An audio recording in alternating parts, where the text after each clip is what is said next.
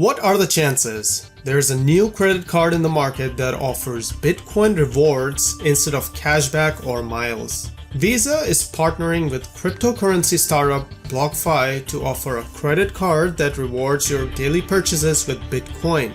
But the question is it really worth it?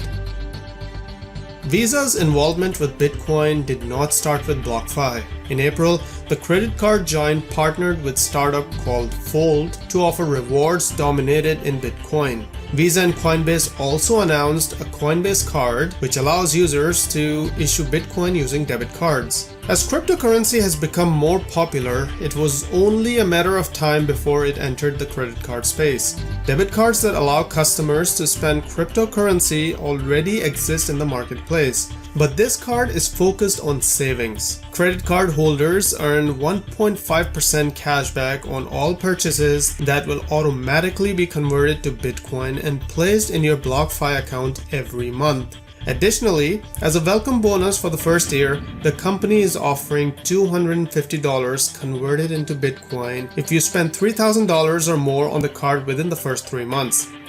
The downside, well, while there has been an increasing appetite for cryptocurrencies like Bitcoin among bigger US investors, it is extremely volatile and faces a skepticism about the currency's utility and transferability. Introducing crypto rewards to the credit card industry should help elevate the visibility and the legitimacy of Bitcoin and other digital currencies. But the Bitcoin Rewards Visa credit card's $200 annual fee isn't doing crypto world any favors. Among cashback credit cards, 1.5% back is a common rewards rate, but it is not the best one out there.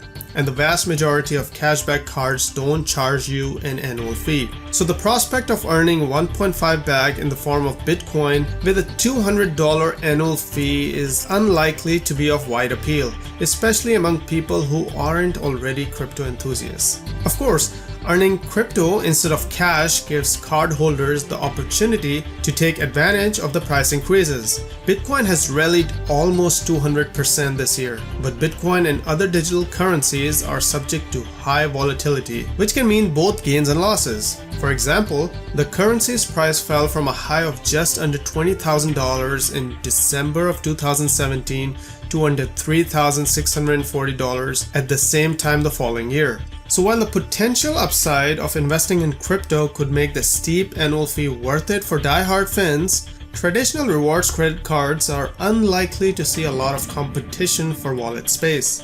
Waitlist registrations have already opened for both existing and new BlockFi account holders, but current BlockFi users will have first access as they can register, apply, and receive the new credit card before everybody else. A public waitlist will open in early January.